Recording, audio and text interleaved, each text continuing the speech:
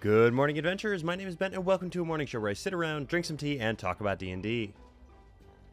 Oh, that's so much hotter than I thought it was going to be. Oh, well. I thought I'd wait a little bit longer. Anyway, first up today, we have, for T&D, we have our Give Me Cookie Got You Cookie mug that I got from my fiance a while ago. It seemed appropriate, and I don't really know why. It felt appropriate with the kind of day that we're going through right now. Maybe. I think that's about what it is. So, that's what we got going on in here. Inside of it, however, we have what I believe might be a new addition to the show, even though I have had this many times before. It is the Country Peach Passion from Celestial Seasonings. It's very good, very peachy. It's obviously fruity, but it is one of my favorite ones from them because the peach is not so super overwhelming like with the berry or the lemon or something like that. It's a little bit more subtle, but it is still pretty peachy. But peach is also a less like intense flavor than a lemon or a berry is usually in that kind of thing. So it makes sense. It tracks, you know. Not really the point. Anyway, getting into what we are talking about today, you guys voted, and by you guys I mean my patrons. Thank you very much for voting. If you are interested in becoming a patron, check out the link in the description of this episode. But my patrons voted on what they wanted to see talked about this week, and I'm praying that this works because I don't really have another way. I'm going to have to reshoot this whole thing if it doesn't work. I've got my iPad set up over here. I've got my computer set up over here recording. And we're going to do a DnDBeyond homebrew walkthrough type deal. Tutorial thing. So, we're just going to go ahead and we're going to kind of dive right into it. Hopefully, I will be a little like picture-in-picture kind of guy for this because I'm going to be looking off to the side here for a lot of it and not really super paying attention to what's going on screen here. So I'm hoping that this is actually going to be helpful. And who knows? Maybe it will, maybe it won't. We're going to find out together. Anyway, let's go ahead and dive in. So hopefully I am minimizing right now. Looking at D&D Beyond, we are in the My Homebrew Creations page. As you can see here, I've got plenty of different things that are made in here. All kinds of random stuff that I've used across a bunch of different campaigns that never came to fruition, something like that. What you're going to do, obviously, to start a homebrew anything is hit Create A, and then you're going to pick the thing that you got, or that you want to create out of this here menu. So we're going to go ahead and we're going to go with a magic item. That is the thing I have the most experience creating. So we're going to go ahead and click on magic item and let our thing here load. Now it brings you to this screen here, which gives you two options. You can either create something from scratch, or you can go ahead and open up this magic item menu, go away, and all of the magic items that you have access to are right there. You can go ahead and use them as you see fit, and it's actually a very useful kind of thing to be able to use. But we're going to go ahead and we're going to create one from scratch because why not? It gives us a better way to kind of explain the different things that come on in here. You get this little create a homebrew magic item thing here. Shows you kind of what you have the ability to do in here. I definitely recommend taking a look at the rules and guidelines just to make sure that like you don't accidentally put your stuff online and have the licensing for it or whatever taken from you without you realizing what's going on, just in case that is a thing that is happening. I don't know exactly what all of the rules are for it. I don't use this that much to like publish content, so I don't know explicitly what it is, but this is where we end up. We have this here page that is the Create a Magic Item page. We have all kinds of different fields here. Obviously, you can see off to the right here, the ones with a little star are required. So that means that you are required to give the thing a name. You're required to give its rarity, which is, as you can see here, artifact, common, legendary, rare, uncommon, unknown, varies, very rare, all those good things. Base item type, item, armor, or weapon. That really kind of covers everything you might need to be able to do that. Magic item type, wondrous item, rod, scroll, staff, wand, ring, potion, etc. This is everything that is under the item specific category. Were we to switch this guy over here to say armor, the magic item type goes away, and instead the base armor pops up, and you can pick any of these base armors in here.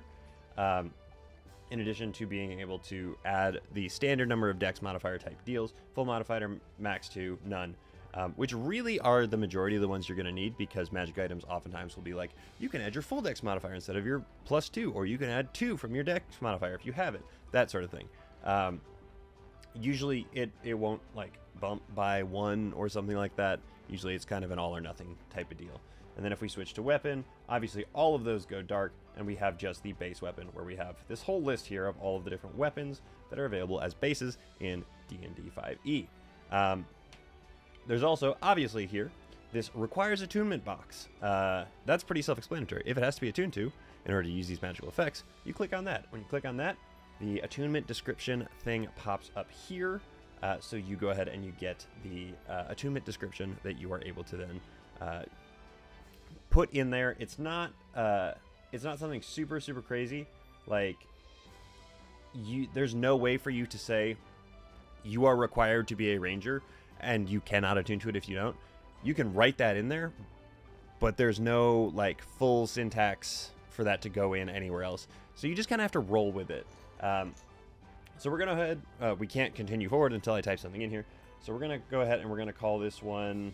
Let's call it the Sword of Fish. That seems like a good choice. I like to put a version number in here just so I can keep track of how many times I've gone back in and done something with this. We're going to make this an uncommon magic item. It is going to be a sword. So we're going to come in here. We're going to find the sword that we want. There is no option for like any sword or anything like that, because you're trying to create a specific magic item here. That's important. You have to pick what you want here. So we are going to go ahead and we're going to make our Sword of Fish I don't know, let's go with a scimitar. So we're going to make it a scimitar. Requires attunement by a fisher person. Yeah, there we go.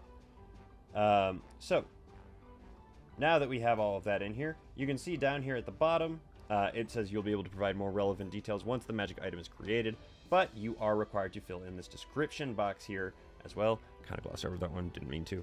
We're just going to go ahead and say, does fish stuff? And that is going to be our description for it. So then we go ahead and we come down here and we click Create Magic Item. This thinks for a second. Magic item created. Your magic item has been created.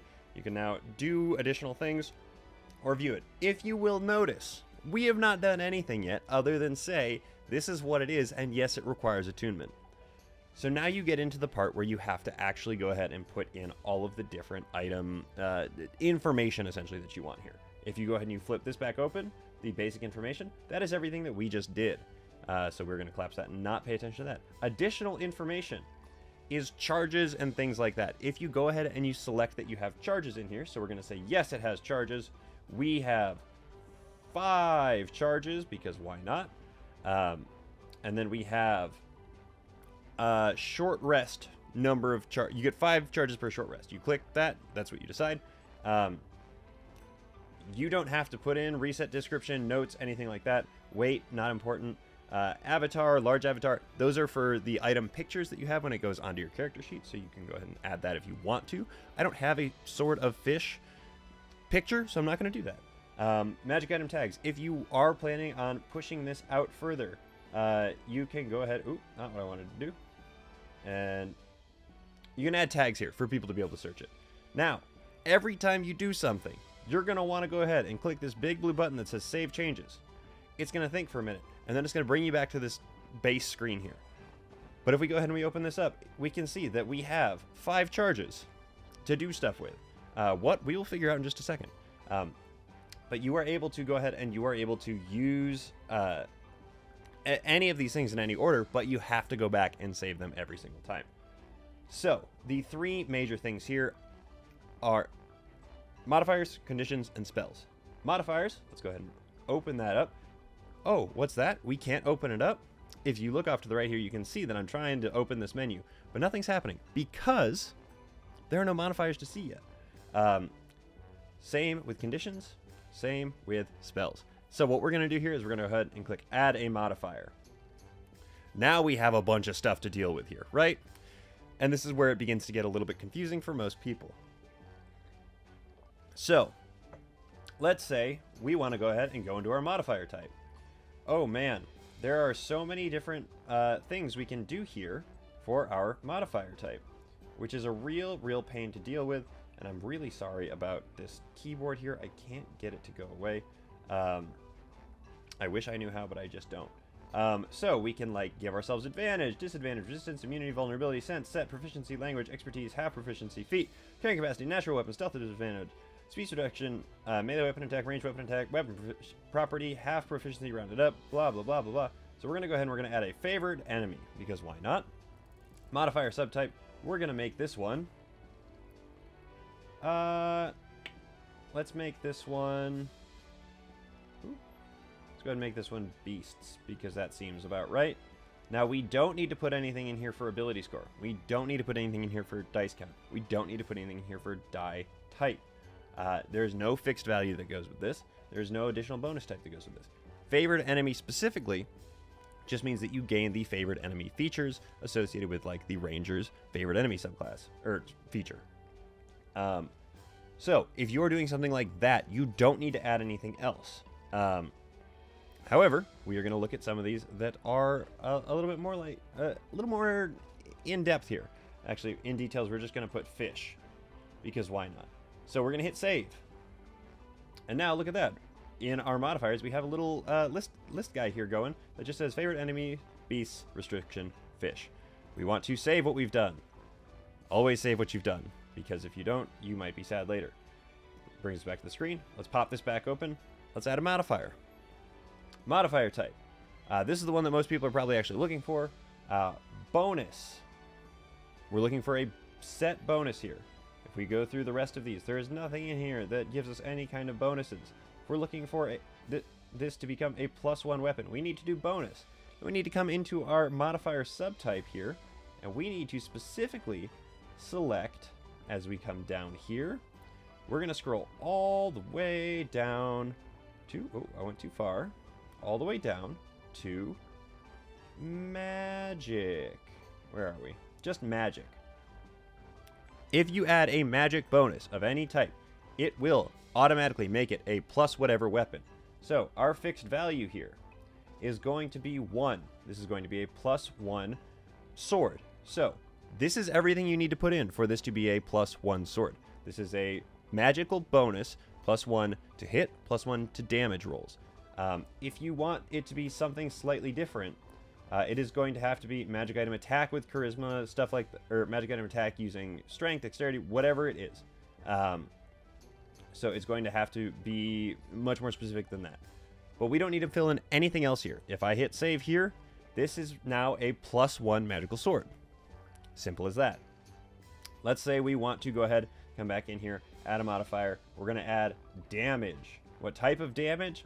Let's make it cold damage, because that seems fish-esque. Now, we want it to do 1d6 of additional cold damage. That's everything we need to put in there. All of that is what we need to put in there. And that's it. Save. Now it is a +1 sword with the favorite enemy feature specifically towards fish. And it does an extra 1d6 of cold damage. We're going to hit save because I don't want to lose what we're doing right now. Let's go ahead and take a look at some conditions, because why not? Let's say you can go ahead and you can, oh, I don't know. Let's say you can paralyze someone for 1 round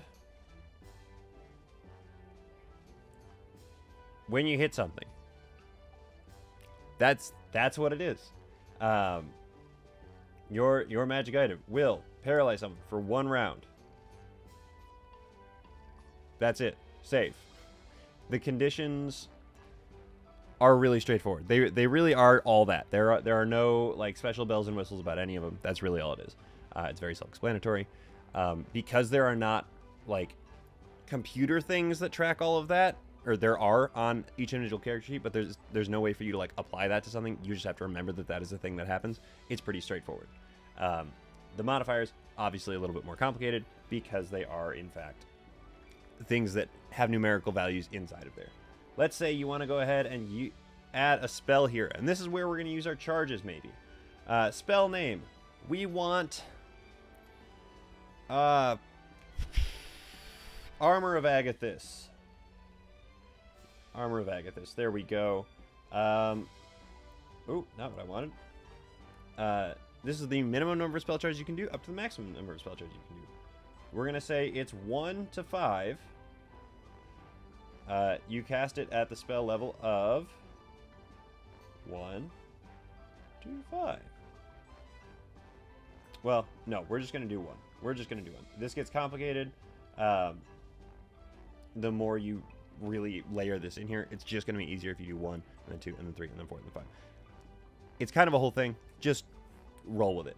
So we're going to save it as we go here. And there we go. Now we have something that actually uses the charges in our sword as well. And we have, for all intents and purposes, created the Sword of Fish.